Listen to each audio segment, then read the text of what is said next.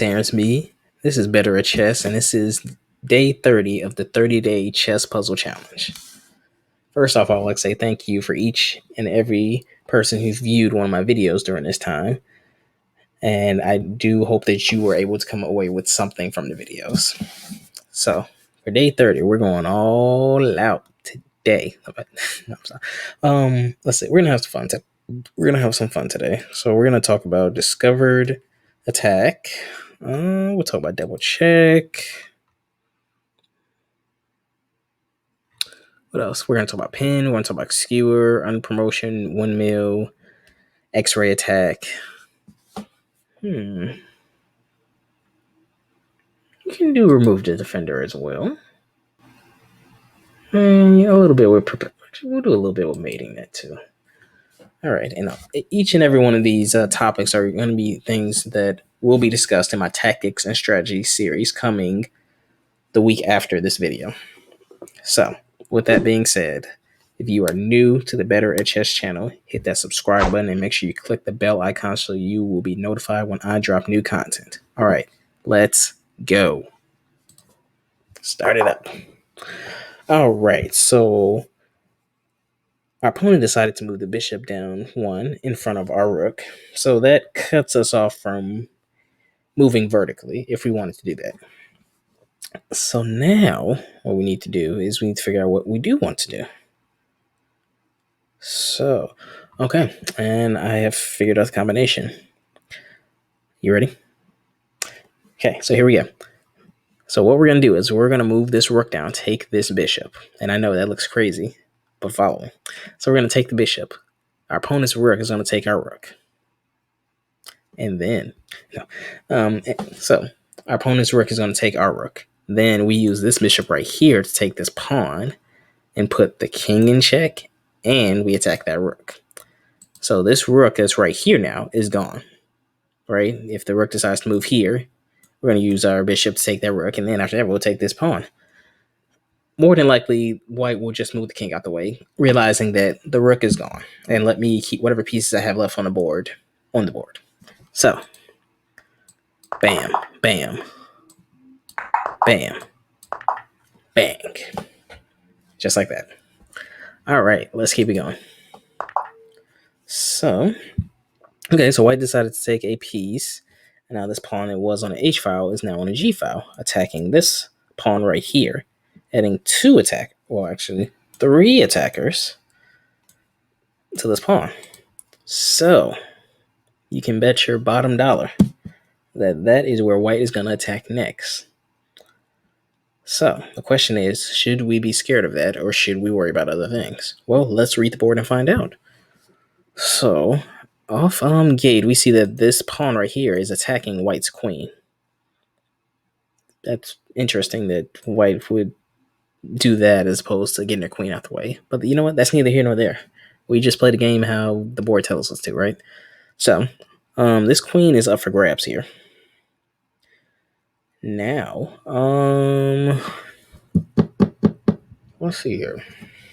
So the queen's up for grabs, and if we grab the queen, this rook might come down, then the rook might come back.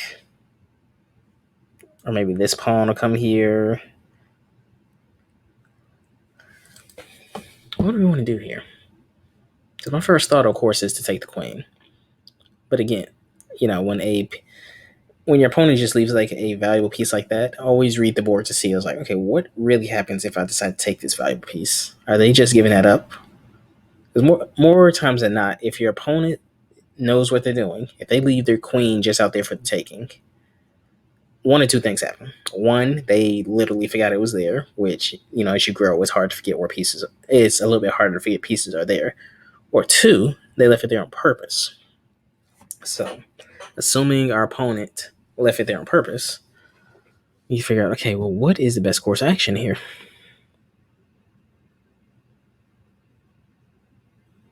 Well, I'm going to take it. Okay, so the pawn decided to take my pawn. So, of course, I go to the only square I can go to. They decide to take my other pawn with this with their pawn. I'm going to take their pawn back. Okay. they come up with a bishop. Now, the reason they underpromoted to a bishop instead of promoting up to like a rook or a queen, more specifically a queen, where the queen would be directly attacking the king, is this whatever this piece promotes to is going to get taken because the rooks are here. So it really doesn't matter what you promote to at this point. Point wise, it might matter because a bishop is worth 3, where a queen is worth 9, and that will show up if you guys are counting points as well as chess pieces and such. But yeah, so that's pretty much why the opponent underpromoted to a bishop.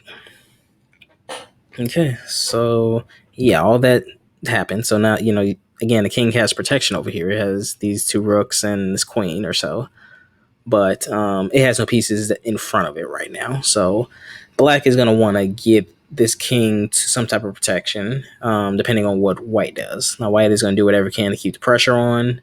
As black, you're going to look at that pressure and say, I'm not scared of you, and, you just keep fighting. So let's go to the next one. All right, again, we have a player that loves leaving the queen out for sacrifice. Oh, no, I'm sorry. So this is, that's us. Whoops. And it's actually white to move. So what we're going to do, so black's king, of course, moved in a corner. And so hopefully through these puzzles or other games of practice, you've seen Smothered Mate enough to kind of recognize the pattern for it. So to me, this says the Smothered Mate pattern. So we're going to move this knight here. So one or two things are going to happen. One, our opponent decides we're going to take the knight with the rook, and they're going to lose their rook. Or they're going to decide to move their king back here, whereas you bring the knight over here, where you put the king in double check. It's going to be in check with the queen, and this knight is now here, both attacking the king. And the king, black doesn't have any options except to move over to the corner. Once it does that, this queen jumps there. If it was just the queen by itself, not protected by this knight that was here, black can take with the king. But since it is protected by the knight right here, black has to take with the rook. Enclosing itself in the corner. This knight right here comes here, and that is game over. So we're going to start off with the knight. They decide to move over. We come with the double check. The king moves back into the corner. Now you bring this queen here. They take with the rook because they have to take with the rook. If this knight wasn't here protecting the queen, this king could just take the queen. But that's not the case. So instead, we bring this knight right here. The king is checkmated in the corner. And that's why this is a Smothered Mate, because literally the king's pieces around it surrounded and just keep it smothered in that corner. All right, let's go to the next one. So black decides to bring their knight out. All right, so okay, so here's what I see. So I see this bishop taking this bishop. The king is in check. The king has one or two options. The king can take the bishop, or the king can just move over one. More likely than not, your king is going to take the bishop. If it doesn't, and you'll see situations where it doesn't make sense to take other pieces, even though they took a piece that's right in front of you. But in this case, it makes sense to take it. So you take the bishop back. This queen is now going to come here. The king moves back in the corner, and then the queen will knock out this other bishop. So bishop takes, king takes bishop, queen attacks king and bishop, queen takes other bishop. All right. So I see this, bringing the bishop there, and what that's doing, that's putting the king in check, and the king has one place to go. Or not one place to go, it has 2 squares to go. It can go here or here. Either way, the knight can come in, this knight can come in and put the king in check again, which would end up as checkmate. So, let's see which way they move, but I'm definitely moving the bishop right here. So the bishop's protected by the queen, so okay, and they decide to go that direction. So now this knight comes here, takes this pawn, putting the king in check, but because the bishop is protected by this queen and covering these 2 squares, the king has nowhere to go. So that's going to be a checkmate. All right, let's go to the next one. Okay. So,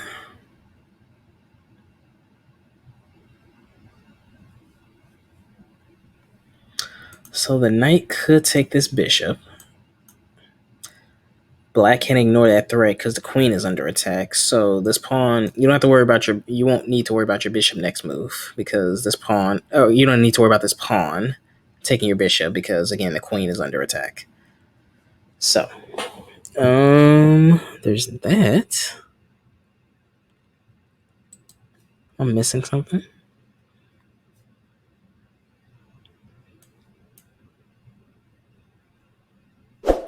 I think that's it.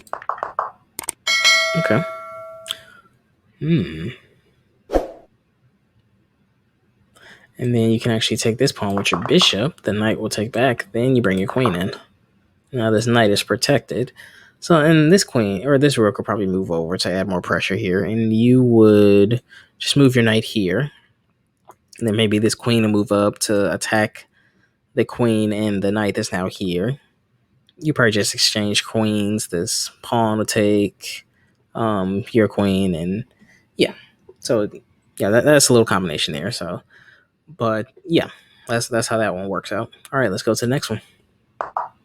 Okay, so Black's king decided to move out of check. So now, what do we want to do? Well, there we go. Okay, so what I was looking at, okay, well, if we attack there, this pawn will come down, then I can bring my queen here to attack king, and yada, yada, yada. Then I look close and realize, oh, no, wait a minute. If I move this bishop anywhere, I'm exposing my queen. So, and, that is a discovered attack. So, with discovered attacks, you want to use them to your advantage. How do you do that? Well, if you can create a discovered attack where the piece that is revealing the attack attacks the king, you can grab that piece that is being attacked. And, I'll show you what I mean. So this bishop right here is pinned to the queen. So that just means that if this bishop moves anywhere that's not a good square, that your queen can get taken. So, looking at this set up a little closer, I can move my bishop here. It's going to put the king in check. And when you're in check, you have to get out of check. So Black would more than likely take this bishop. You take the queen. And that's that. You get Black's queen off the board. So that's what we're going to do. Do that. You take the queen. Bam. All right, next one. Okay, and this is also a skewer. And so what happens here is that you move this rook that's right here. This rook is putting the king in check where the king has to move, and the king will probably move right there. And then you move your rook to take their rook. The king will move here. And now you just start moving your pawn up the board to promote. And once the king is here, is it outside the box?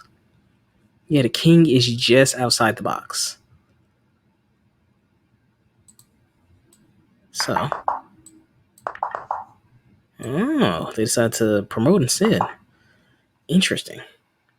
Okay, so they decided, well, they'd rather stay inside the box so they can catch that pawn and stop that pawn than to not be able to stop the pawn from becoming a queen, which is fair. Like, as you play chess and get better, you'll start to realize those are the decisions you have to make. Like, just making moves to make moves, to make a move where you just fork two of your opponent's pieces will, instead of it being something as simple as that, it becomes, okay, how can I exploit my opponent, king side or queen side? And it's just like that fork becomes a tool in your toolbox to complete your goal of exploiting the king side, as opposed to you just doing a fork just to get pieces off the board. And so it's like the concepts become deeper and the moves you're making are working together to complete that concept. It's almost like there's a formula. There's a formula to get to where you need to go. And every move you make is logically showing how you got the answer that solves that formula. Yeah. All right, let's go to the next one. Enough being philosophical here.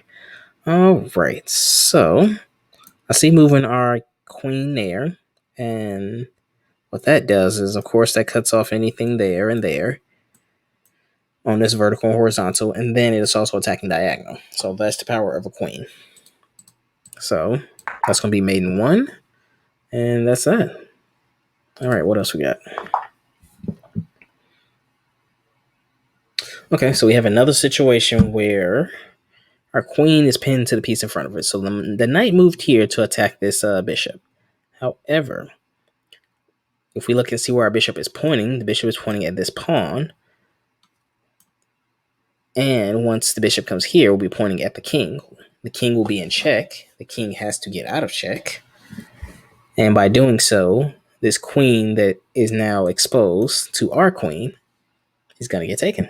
So, bishop takes the pawn. Bishop puts the king in check. This pawn right here has to take the piece because that is the only thing, or that is one of the only things that can get the king out of check. I mean, you can move the bishop here, or you can move the queen back, or you can move the knight back. But either way, your queen is still out in the open, unprotected, and it's going to get taken next move, no matter what you do. So, they elected to take with the pawn. So now you simply collect that queen. All right, next puzzle. Okay. So our opponent decided to take our pawn with their pawn, and now they have this pawn lined up with this rook. So more than likely, next move they're going to go for a double check, which is this pawn taking this pawn. This pawn will put me in check here, and this rook will put me in check. And they'll probably swing this queen over, and that will be checkmate there. So what we need to do is figure out, okay, is that something I need to be worried about? And really the way to know if that's something you need to be worried about is to, you have to look at the board and see like, okay, my opponent's lining up pieces to attack me, but can I get my attack off first? Because if I can get my attack off first and get checkmate, then everything my opponent's doing is not going to matter. However, if I can't do that, then I need to prepare for that incoming attack. So, what do I see? So I see a check here. The king will, probably go in this corner. There or there. And then if that's the case, if that's the check here, if my queen is here, I can bring this, slide this rook down. The king will be in check again. Now the queen will have to sacrifice itself because it's just going to get taken with this rook sitting here. And then your queen here takes your opponent's queen, put your opponent in check again. And then your opponent will move to whatever square it wants to. And then you swing from here to grab that rook. And all of a sudden it's deadly looking attack that your opponent had is futile. So start there. Your opponent has to move back. Now you're going to bring this rook up, which is going to cause a double attack. This rook is going to be attacking the queen and attacking the king. But of course, when you're in check, you have to get out of check. Only way to do that in this case is to take the rook with your queen. So you have to sacrifice your queen. Now you take the queen. This queen is attacking this king and this rook. So the king can now move forward if it wants to. If it wants to go there or there, then you slide up, take this rook, and then if your opponent feels embarrassed, is probably going to resign. That's how it goes. You just sliced up and diced up your opponent's side of the board, taking some very important pieces that they were going to use to get checkmate on you in a few moves. But you stopped that attack because you were able to attack first, and not only were you able to attack first, you were able to attack efficiently first. All right, next puzzle. So, and because this is day 3, I'll make this video a little bit longer, just a tad bit longer than usual. So,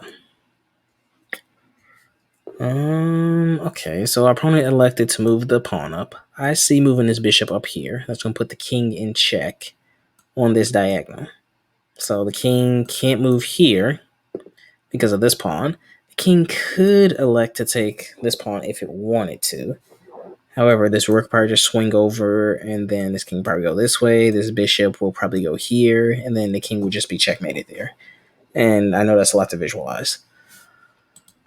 So let's see what our opponent decides to do. So we're gonna put the bishop here, putting the king in check. They elected to take this. They elected to take this this pawn. So we're going to move the rook here. Okay, so they aren't going to show us, but so we move the rook here. The only place the king could go is right here. So with the king there, we're just going to simply move the bishop right there. Yeah, we're going to move the bishop right there, and that's going to be checkmate. And so once we move the bishop, it's going to show this discovered attack from this rook. And that's going to be that. All right, let's go to the next video. Okay, so our opponent decided to take this pawn or so right here. So we have this queen and rook lined up, ready to attack, ready to pounce on our opponent. So we can move the queen here. The queen is going to put the king... Well, the king has options. Actually, no, the king has two options. It's either going to go to this back row or it's going to go there. So if the king goes there, you probably slide this rook over. That'll be a check. This bishop will come down because, again, with the king right here, it can't go forward. This pawn is guarding this square, and this bishop is here, so the king can't just jump there. So they would sacrifice their bishop. We'll bring the rook here. Then our opponent might jump there. Then you can swing your queen right here, and that'll be a checkmate along that diagonal. What else do we have going on here? Oh, you know what? Actually, that's what I see. Let's ultimately see what the opponent plays. They decide to go up, so let's swing this rook here. Okay. Of course, the knight can jump there first. Then, the knight's going to jump there. The bishop's going to jump there next. You're going to move your rook up to take that bishop. The king will jump there. And then you simply deliver checkmate by... Well, I guess you can go here or here. It doesn't really matter with the king being here. So you can either go this square or this square. Either way, you want to checkmate the king along this diagonal with the king being there. All right, let's do two more.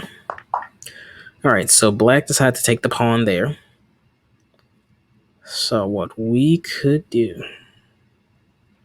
There's a lot going on here. If we were to take... Maybe just take. That doesn't really help us. I apologize. If we move that up, they'll just take. That also doesn't help us. This one's a little tricky. So what is going to help us the most right now? Oh, actually, no. I'm sorry. Actually, we do want to move that pawn up. Let's see, moving this pawn up reveals this discovered attack against this rook with the bishop. So the king will be in check, and of course, when you're in check, you have to get out of check. So the king is forced to take that pawn. This bishop is going to swing and take that rook. So there's a check. We come after the rook. All right, next puzzle. Alrighty, so our opponent... Okay. Let's see. Can our opponent really do anything there? No, not really. Okay, so our opponent decided to move its bishop from here to here. It's attacking the knight, but really it's attacking the knight and it's pinning the knight to the king. And so this knight can't move until this king moves out the way, because again, you can never put yourself in check. So, but we have our queen right here, so our queen could jump here. It's going to attack the king, putting the king in check. This knight can come here, this bishop can come here, whatever the case may be. No matter what your opponent does, you're just going to slide over to the right or the left and take this bishop. So there's a check. They decide to move the knight. You take the bishop. All right. You know what? Because it's the last video, we'll do a couple more. All right. And I do mean a couple, as in two. Maybe. Okay, so what do we have here? So our opponent's king decided to move in this corner right here. So they move from here to here. Now this king is on a row where the queen and the king are lined up. The only thing that's stopping this queen from attacking this king is this knight right here. So if we move the knight, say here, we'll have a double check on the king, because one will come from the queen, the other will come from the knight right here. The king will move up, Then you can bring your queen here. The king will take the knight that's here, but you're going to slide and get this bishop that's right there. So let's see if that's the correct answer. So we're going to go there. King moved up. This queen's going to be protected by this knight right there. King's going to take the knight. You slide. You don't slide. Oh, wow, I messed up. You don't slide. You just go there for the checkmate.